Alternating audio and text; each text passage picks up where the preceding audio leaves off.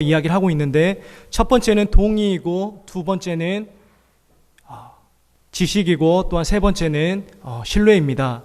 그렇기 때문에 우리가 죄인이라고 인정하면 그 가운데에 예수 그리스도를 향한 전적인 신뢰가 싹 트는 것입니다. 복음을 말하기 위해서는 반드시 죄를 이야기해야 됩니다. 그래서 실존주의 철학자 야스퍼스라는 사람은 인간의 한계 상황을 세 가지로 압축해서 이야기를 하고 있습니다. 첫 번째는 죽음이 인간의 한계 상황이다라고 이야기를 하고 있습니다. 누구에게도 이 죽음이라는 관문은 피해갈 수 없는 관문이다라고 해서 한계 상황이라고 합니다. 두 번째는 고독입니다. 그 누구도 이 외로움 가운데에서, 고독 가운데에서, 이 한계 상황 가운데에서 벗어날 수 없다라고 이야기를 하고 있습니다. 세 번째가 무엇이겠습니까? 세 번째는 죄입니다. 우리는 죽을 때까지 죄를 지을 것입니다. 죄와의 싸움을 끝까지 이어갈 것입니다. 우리가 죽는 그 순간, 우리가 천국에 입성했을 때에 그때로부터는 죄에서 해방되어지지만 그 전까지는 죄와의 끝까지 피비린내 나는 사투를 벌일 것입니다. 칼빈은 그래서 우리를 우상 제조 공장이라고 이야기를 하였습니다. 어거스틴은 우리에게 이러한 이야기를 하였습니다. 인간이 고유하게 가질 수 있는 것은 죄밖에 없다라고 이야기를 하고 있습니다. 다른 이 세상의 모든 것들은 하나님께서 주셨던지 아니면 다른 사람들로부터 아니면 자연으로부터 온 것이지만 고유한 의미에서 우리의 것이라고 할 수 있는 것은 죄밖에 없다라고 이야기를 하였습니다. 우리가 만들어낼 수 있는 것이라고는 죄밖에 없습니다. 이 죄를 인정하는 것이 기독교의 출발입니다. 우리가 죄를 인정하면 그 다음에 구원이 올까요? 그렇지 않습니다. 복음을 들으면 우리가 죄인인 것도 깨닫게 되어지고 또한 하나님이 우리를 사랑하신 것도 깨닫게 되어집니다. 이사야 53장은 유명한 말씀입니다. 우리 이사야 53장 우리 5절 말씀 우리 함께 읽어보도록 하겠습니다. 그가 찔림은 우리의 허물 때문이요 그가 상함은 우리의 죄악 때문이라.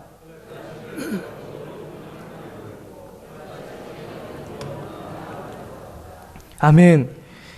우리는 이 말씀이 우리에게 적용되어졌기 때문에 이 말씀을 너무나도 잘 알고 있습니다. 그러나 이스라엘 백성들은 이 말씀이 무슨 말씀인지 잘 알지 못했을 것입니다. 그래서 신약에 와서 예수 그리스도께서 이 말씀의 의미를 잘 풀어서 설명해 주고 또한 사도들이 이 말씀의 의미를 설명해 주었습니다.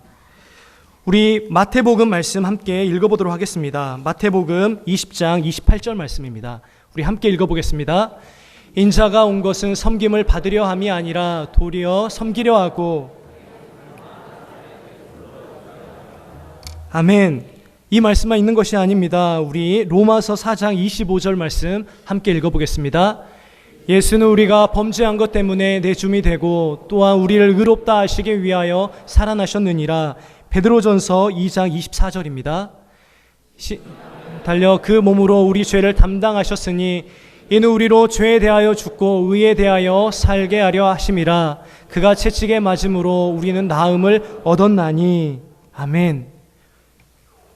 오늘 말씀이 신약에 와서 분명히 성취되었습니다. 우리의 허물과 우리의 죄악 때문에 누군가가 희생을 치르셨는데 그분이 바로 메시아이다. 이렇게 설명을 하고 있습니다. 여기에서는 그가라고 나와 있지만 신약에 와서는 그분이 인자이시고 그분이 예수 그리스도이심을 예수님 스스로 그리고 사도들이 그렇게 증언을 하였습니다. 이렇게 대전제를 깔아놓고 오늘 본문은 이렇게 시작합니다. 우리는 다 양 같아서 그릇 행하여, 이렇게 이야기를 하고 있습니다. 그릇 행하여 각기 제 길로 갔다, 이렇게 말합니다. 우리는 분명히 하나님께 허물을 저질렀고 또한 하나님 앞에 죄악을 저질렀는데 6절 말씀에 보니까 그릇 행하여 제 길로 갔다라고 이야기를 하고 있습니다. 우리는 우리의 죄악이 형법상의 어떤 살인이나 간음, 사기와 절도 이런 죄만을 떠오릅니다. 그러한 죄악들만을 떠올립니다. 그런데 성경에서 말하는 죄는 그러한 것들도 물론 포함하고 있지만 그러한 것에 국한돼서 이야기를 하는 것이 아닙니다. 성경에서 말하는 죄는 바로 이것입니다. 다 양 같아서 그릇 행하여 각기 제 길로 갔거늘. 이것이 바로 우리의 허물이고 이것이 바로 우리의 죄악입니다. 하나님께서 예수 그리스도를 이 세상에 보내셔서 죽이셨던 큰 이유가 바로 이것 때문입니다. 그릇 행하였기 때문에. 우리는 다른 큰 죄를 생각합니다. 그래서 나는 도덕적으로 윤리적으로 문제가 없다. 또 나는 다른 사람들보다 좀 더 선행을 베풀면서 산다. 소위 말하는 법 없이도 살 사람이 바로 나다. 이렇게 생각하면서 살아갑니다. 그러나 성경은 그렇게 말하고 있지 않습니다. 다 양 같아서 그릇 행하는 것, 그것이 죄다라고 이야기를 하고 있습니다. 그런데 그릇 행하여 제 길로 갔다라고 하면서 그 앞에 단서가 붙습니다. 다 양 같아서 이렇게 단서가 붙습니다. 우리는 양에 대하여서 좀 살펴보아야 합니다. 양은 어떤 동물입니까? 우리는 우리의 문화권에서 양에 대하여서 이러한 선입견을 가지고 있습니다. 제가 한번 조사한 것을 읽어보도록 하겠습니다. 우리가 우리의 문화권에서 생각하는 양입니다. 기질적으로 양순하고 사람의 말을 잘 듣고 다른 가축들과 다툴 줄 모르는 순한 성품을 가지고 있는, 그래서 인간들과 가까이 지내고 목축을 위하여 잘 길들여지며 비교적 친근하고 깨끗한 짐승, 이것이 양이라고 우리는 생각을 하고 있습니다. 그래서 시편 23편과 같은 시편을 읽을 때에는 그 양의 모습, 푸른 풀밭에서 뛰노는 그 양의 모습을 자기에게 대입시켜서 그렇게 생각을 합니다. 그러나 정작 중동 지방에서는 양이 그러한 의미가 아닙니다. 중동 지방에서 심각한, 또한 사람들에게 상처를 줄 만한 욕이 무엇이냐면 이 양 같은 놈, 이것이 욕입니다. 그 지방에서는 가장 듣기 싫어하고 또한 천박하고 치욕적인 욕설이라고 합니다. 그들에게 양이란 이런 것입니다. 생각이 모자라고 어리석으며 고집이 세고 남의 말에 귀를 기울일 줄 모르고 지저분한 짐승, 이것이 양이라는 것입니다. 덩치가 큰 양은 대단히 힘이 세서 앞발을 뻗고 버티고 있으면 좀처럼 끌고 가기 어려운 고집스러운 짐승, 이것이 양이라고 합니다. 또한 양의 결점 중에 한 가지는 시력이 매우 나쁘다는 것인데 분명하게 물체를 분간할 수 있는 거리가 2m, 3m밖에 안 된다고 합니다.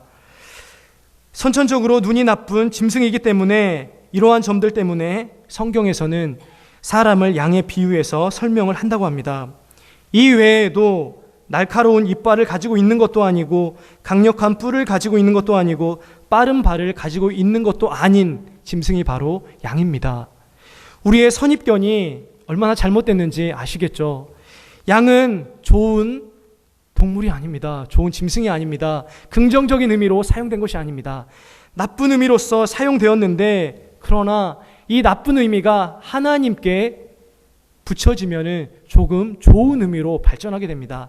하나님께 의지하고 살아가는 짐승, 하나님께 의지하고 살아가야만 하는 사람, 이렇게 대비해서 설명될 수 있을 것입니다. 어쨌든 양은 허물과 죄악이 많은 짐승입니다. 우리를 보면 알잖아요. 우리가 다 양 같아서 그릇 행하여 각기 제 길로 갔다라고 성경은 이야기를 하고 있습니다. 우리는 하나님을 떠나서 우리의 소견에 좋은 대로, 우리의 소견에 옳은 대로 늘 그 길을 걸어갑니다. 우리의 구미에 맞는 옷과 먹을 양식을 취하면서 걸어갑니다. 하나님은 그 모든 것들이 죄다라고 이야기를 하고 있습니다. 하나님께서는 이 죄의 문제를 해결하시는데, 이 죄의 문제를 어떻게 해결하시냐면 하나님의 지혜 가운데 오늘 6절 하반절 말씀에 나타난 것처럼 이렇게 해결하십니다. 여호와께서는 우리 모두의 죄악을 그에게 담당시키셨도다. 이렇게 해결하셨습니다. 우리에게는 성부 하나님과 성자 예수 그리스도 간에 어떤 갈등이 있는 것처럼 생각을 하게 되어집니다. 성부 하나님은 우리의 죄악을 징벌하시기 위하여서 골몰하시는 분, 이렇게만 생각하고 있고, 또한 성자 예수 그리스도는 그렇게 우리를 징계하시기 위하여서 골몰하시는 그 성부 하나님을 향하여서 어떻게든 우리를 보호하시는 보호자로서 그렇게 인식이 되어집니다. 그러나 성경은 그렇게 이야기하고 있지 않습니다. 오늘 하나님께서 그에게 죄를 담당시키셨도다, 이렇게 이야기를 하고 있습니다. 성부 하나님의 주도권이 여기에 등장합니다. 성부 하나님의 긍휼과 성부 하나님의 사랑으로 말미암아 우리에게 구원이 임한 것입니다. 여호와께서는 우리 모두의 죄악을 그에게 담당시키셨도다. 성부 하나님께서 예수 그리스도에게 우리의 죄를 담당시키시고 예수 그리스도께서는 친히 그 죄를 자기가 짓지 않았지만 자기의 죄인 양 하나님 앞에 형벌로서 받으셨던 것입니다. 우리는 이 모든 것이 하나님의 긍휼이요 하나님의 사랑이요 또한 우리에게는 하나님의 은혜임을 너무나도 잘 알고 있습니다. 그렇다면 성자 예수 그리스도께서 사람의 몸을 입고 이 세상에 오셔서 모진 고난과 또한 이 형벌을 담당하셨는데 어떻게 담당하셨는지 그 방식이 7절에 나타납니다. 우리 7절 말씀 함께 읽어보도록 하겠습니다. 그가 곤욕을 당하여 괴로울 때에도 그의 입을 열지 아니하였으며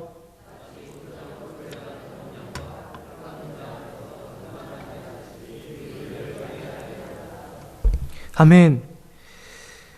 예수님께서 고난당하신 방식을 여기에 설명해 주고 있습니다. 7절 말씀 앞부분에 보시면 곤욕을 당하여 이렇게 나오고 있습니다. 분명히 곤욕을 당하는 것은 육체적인 고난을, 육체적인 고생을 이야기하고 있습니다. 그런데 육체적으로 고통만 담당하신 것이 아니죠. 그 뒤에 괴로울 때에도 이렇게 나타납니다. 괴로운 것은 내면적인 고통입니다. 정신적이고 또한 영적인 고통입니다. 어쨌든 예수 그리스도께서는 육체적인 고통과 또한 정신적이고 영적인 고통, 이러한 전인격적인 고통을 감내하셨습니다. 그런데 생각해 보십시오. 예수 그리스도는 사람이면서 동시에 하나님이셨습니다. 참 사람이요 참 하나님이신 분이 바로 예수 그리스도이십니다. 그 예수 그리스도께서 사람의 몸을 입고 이 세상에 오셨으나 하나님이셨습니다. 그런데 하나님이심을 감추셨습니다.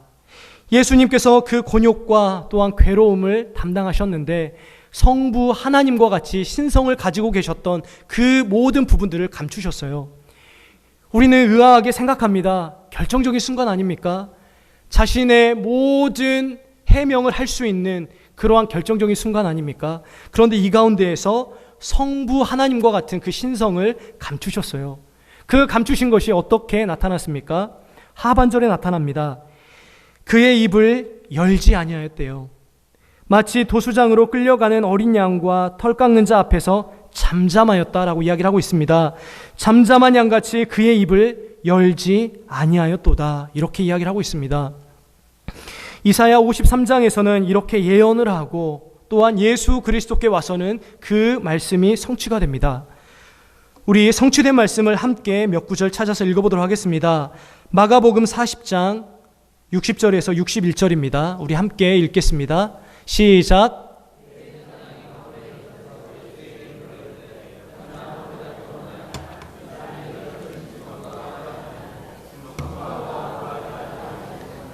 아멘. 마태복음 27장 13절에서 14절 말씀입니다.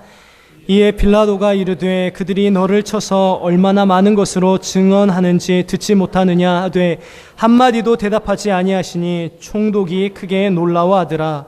아멘. 오늘 본문의 말씀은 간단합니다. 예수 그리스도께서 우리의 죄와 우리의 허물 때문에 돌아가시고 또한 우리의 죄라고 하는 것은 하나님의 길을 떠나 각자의 소견에 옳은 대로 그릇된 길을 걸어가는 것이 죄였는데 그 죄의 문제를 해결하기 위하여서 예수 그리스도가 이 세상에 오셔서 친히 유월절에 어린 양 되시고 친히 대속제물 되셔서 이렇게 고생과 또한 고난과 죽음을 당하셨다라고 하는 것이 오늘의 본문의 말씀입니다.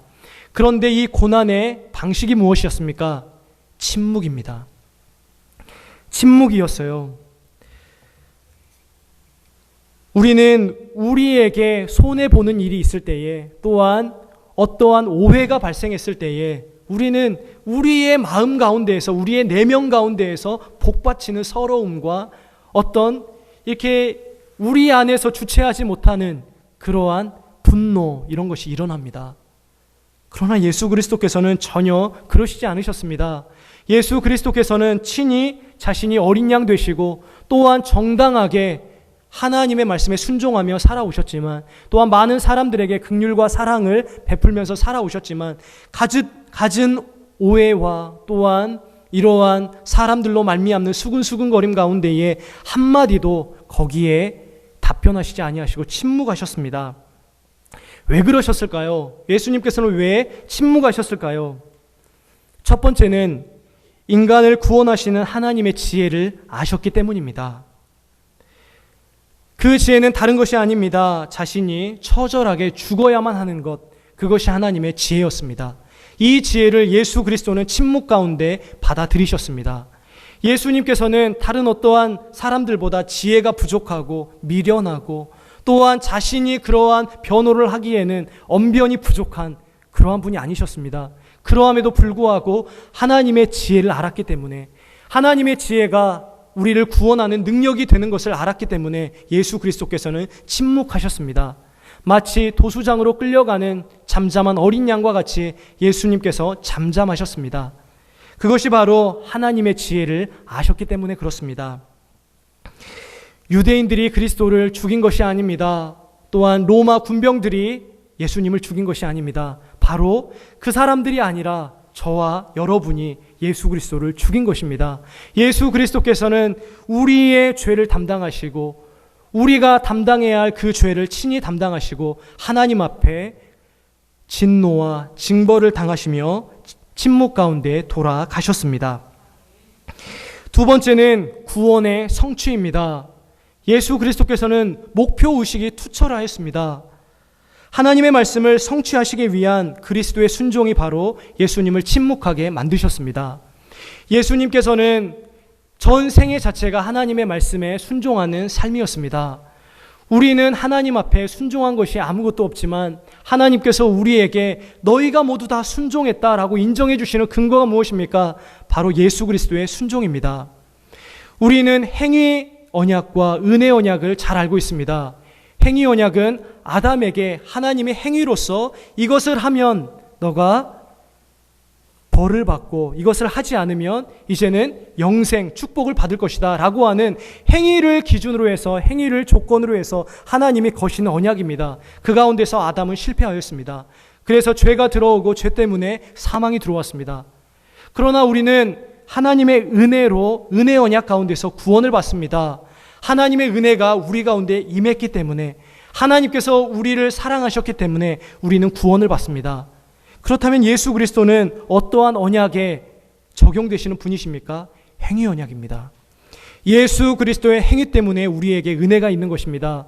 예수 그리스도가 이 죄의 문제를 해결하기 위하여서 십자가에 못 박혀 돌아가시고 예수님의 전 생애가 하나님의 율법에 순종하는 생애였기 때문에 그것이 고스란히 우리의 것 되어서 우리의 죄의 문제가 해결되고 우리가 거룩하지 않고 하나님의 아들이 아니지만 너는 의롭다, 거룩하다, 너는 나의 자녀다라고 하는 특권을 누리게 된 것입니다. 이 모든 것이 예수 그리스도가 행위 언약 가운데 순종하셨기 때문입니다. 우리는 예수 그리스도의 행위로 말미암아 구원을 받습니다. 예수 그리스도의 속죄 사건으로 말미암아 구원을 받습니다. 이 은혜 가운데서 그리스도를 찬양하는 것입니다. 그래서 빌립보서 2장 7절에서 8절은 이렇게 이야기를 하고 있습니다. 우리 함께 읽어보겠습니다. 오히려 자기를 비워 종의 형체를 가지사 사람들과 같이 되셨고 사람의 모양으로 나타나사 자기를 낮추시고 죽기까지 복종하셨으니 곧 십자가의 죽으심이라. 아멘. 보통 그리스도의 겸손을 설명할 때 이렇게 설명을 하는데 빌립보서 2장 3절에 나타난 겸손은 우리가 사전적으로 자신을 깎아내리고 낮추는 그러한 개념이 아닙니다. 물론 그러한 개념도 있지만 첫 번째는 자신의 뜻이 아니라 하나님의 뜻을 먼저 세우고 그 뜻에 복종하는 것이 겸손입니다. 우리도 하나님의 말씀에 순종하는 것이 겸손이라고 우리 스스로에게 적용하고 겸손한 삶을 살아가야 되는 것입니다. 요한복음 10장 17절에서 18절은 이렇게 이야기를 하고 있습니다. 함께 읽어보겠습니다. 내가 내 목숨을 버리는 것은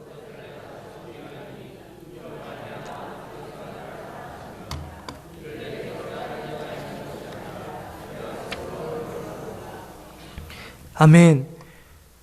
하나님께서는 우리를 사랑하셔서 예수 그리스도를 보내시고 예수 그리스도는 하나님의 모든 말씀에 순종하셨습니다. 하나님의 지혜인 것을 아셨습니다. 그렇기 때문에 침묵하셨습니다. 그리고 하나님께서 모든 구원을 완성하시는 것이 자신의 순종을 통하여서 완성하실 것도 모두 아셨습니다. 그렇기 때문에 그 목표를 향하여서 온전히 하나님의 말씀에 순종하셨고 하나님의 뜻이 예수 그리스도를 통하여서 우리 가운데 이렇게 나타난 것입니다. 이제 얼마 뒤면 고난주간을 보내게 되어집니다. 일주일 동안 우리는 예수 그리스도의 고난에 대하여서 우리도 침묵하고 또한 경건하게 보낼 것입니다. 그리고 그 주간이 지나면 이제 부활절을 지킬 것입니다. 그러나 고난주간과 부활절은 특정한 어느 한 날에 매일 수 없습니다. 우리의 전 삶은 매일 고난주간이고 매일 부활주일이어야 합니다. 예수 그리스도와 함께 죽고 함께 살아나는 그러한 은혜는 매일매일 지속되어야 됩니다. 어느 특정한 한 날에만 예수 그리스도의 탄생을 찬양하고 어느 특정한 한 날에만 예수 그리스도의 고난을 찬양하고 어떤 특정한 한 날에만 부활을 찬양하는 그러한 것은 우리가 무지하고 우리가 어리석기 때문에 깨우쳐 주기 위하여서 있는 것이지 우리는 매일 예수 그리스도의 탄생과 예수 그리스도의 죽음과 예수 그리스도의 부활을 묵상하며 그 가운데 온전히 나를 위하여서 태어나시고 죽으시고 부활하신 그리스도를 생각하며 살아야 됩니다. 이러할 때에 능력이 나타납니다. 그리스도인의 능력은 우리의 결단에 있지 않습니다. 우리의 목표의식에도 있지 않습니다. 우리가 이러이러한 과정을 거치면은 나는 이제 성인 군자가 될 것이다. 이러한 계획에 있는 것이 아닙니다. 매일매일 그리스도 예수의 십자가와 부활을 깊이 묵상하고 그 가운데에서 눈물을 펑펑 쏟는 경험이 있어야만 하루를 승리했다. 참 평안하다 이렇게 살아갈 수 있습니다. 그렇지 아니하면 우리는 단 한순간도 내가 완전히 이루었다, 내가 온전히 그리스도를 위하여 살았다 이렇게 말할 수 없습니다. 우리는 이제 내일부터 특별 새벽기도로 모일 것입니다. 특별 새벽기도로 모일 때에 다 나오셔야 합니다. 다 나오셔서 이 말씀 앞에 다시 한번 나의 영혼의 상태를 점검하고 예수 그리스도의 십자가와 부활을 깊이 체험하면서 이 기도의 현장 가운데에서 눈물을 펑펑 쏟는 여러분들 되시길 바랍니다.